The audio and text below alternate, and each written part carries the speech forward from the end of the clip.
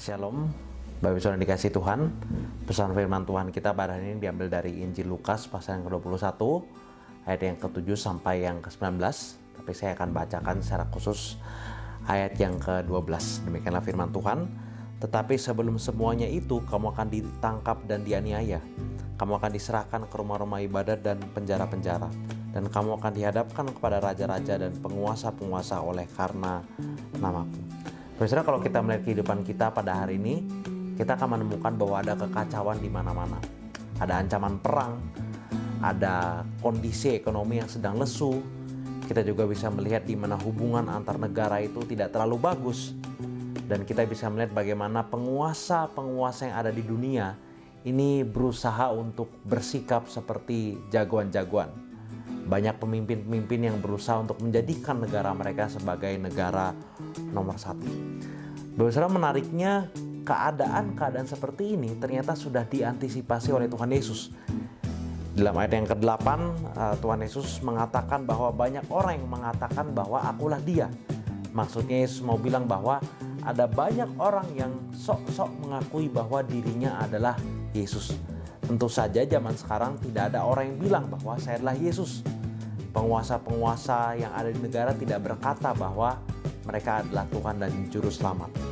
Namun, ada banyak orang yang secara tidak langsung mengakui bahwa mereka adalah Juru Selamat.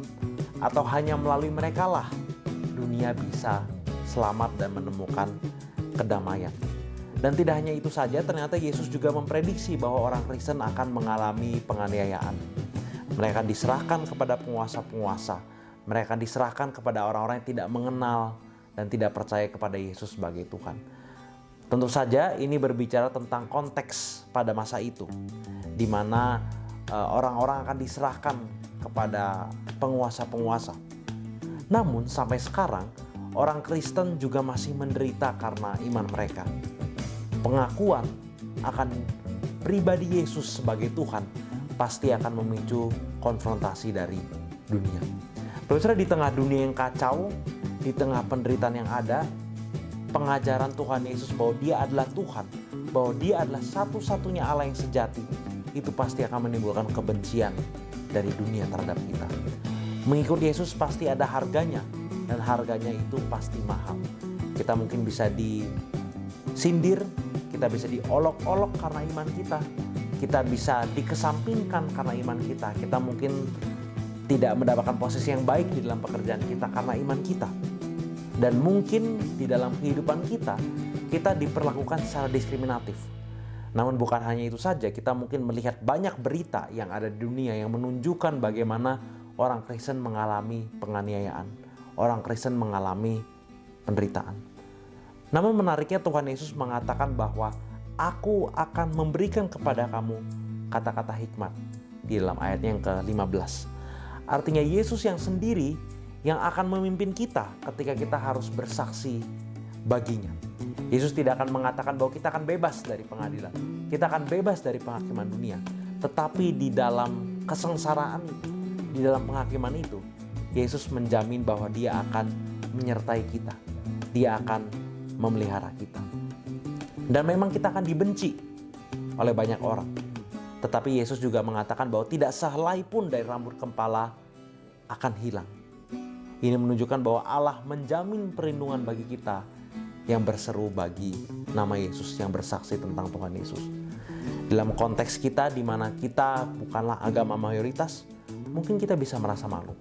Mungkin kita bisa merasa minder karena kita tidak banyak dan seringkali kekristenan mengalami penderitaan, mengalami represi, dikesampingkan oleh orang lain. Namun mari kita merenungkan, apakah kita malu sebagai pengikut Kristus? Apakah kita malu mengaku percaya kepada Yesus sebagai Tuhan di tengah dunia ini? Di tengah banyaknya penguasa agama maupun penguasa politik, Yesus adalah satu-satunya Tuhan dan Raja yang layak untuk disembah. Yesus adalah Raja yang layak untuk dimuliakan. Dan dia adalah Raja yang memberikan hidupnya, mengorbankan hidupnya di hadapan publik di atas kayu salib. Dia rela mengalami ketidaknyamanan, mengalami persekusi supaya kita yang dipanggil untuk bersaksi, kita bisa bersaksi dengan penuh keberanian. Jangan pernah takut dan malu menjadi pengikut Kristus. Tetaplah berdiri teguh. Janganlah takut kalau ada yang ingin membungkam kita karena iman kita. Karena bersaksi bagi Kristus bukanlah hal yang memalukan, namun adalah sebuah kehormatan yang sangat besar, yang sangat indah bagi kita, pengikutnya yang percaya kepadanya. Amin. Mari kita bersatu dalam doa. Tuhan, di dalam dunia di mana kami mungkin, dan bukan hanya mungkin, kami sering mengalami penolakan karena Kristus, biarlah kami bisa berdiri teguh. Biarlah kami bisa setia bersaksi kepada Kristus. Karena kami tahu mengiring Tuhan, bersaksi tentang Yesus sebagai satu-satunya Tuhan adalah sebuah kehormatan. Kiranya Tuhan yang memberikan kekuatan bagi kami. Demi nama Tuhan Yesus Kristus, Anak Allah hidup, kami telah berdoa dan mengucap syukur. Amin. Tuhan berkati kita semua.